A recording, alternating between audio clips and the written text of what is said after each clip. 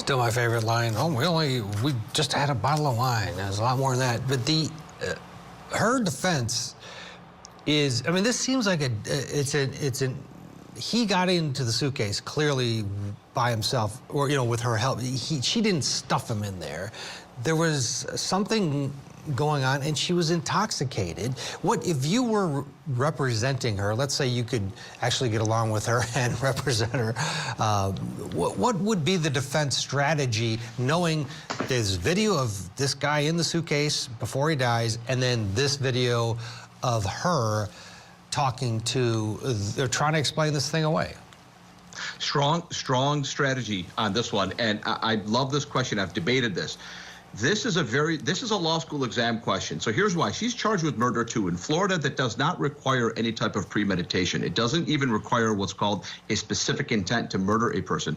It requires a very, you have to demonstrate a disregard for human life, right? If you're being charged with it, right? So here's what the defense strategy would be. First of all, you have to contend with the fact that this guy is on tape, and I'm assuming some of the members of the jury are claustrophobic, and they're just going to tune this out, right, as one of the most horrendous ways to die.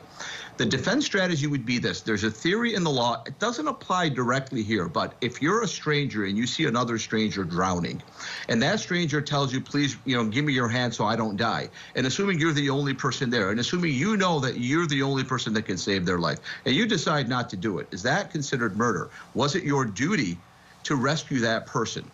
Some people would say, no, it's not your duty to rescue them. You're a horrible human being, but it's not your duty. You're not a murderer because you didn't jump into the water and save that person. This is slightly different, but I would go down this theory, which is, what was her duty? He clearly went into the luggage on his own, of his own volition. He's much bigger than her. He's much stronger than her.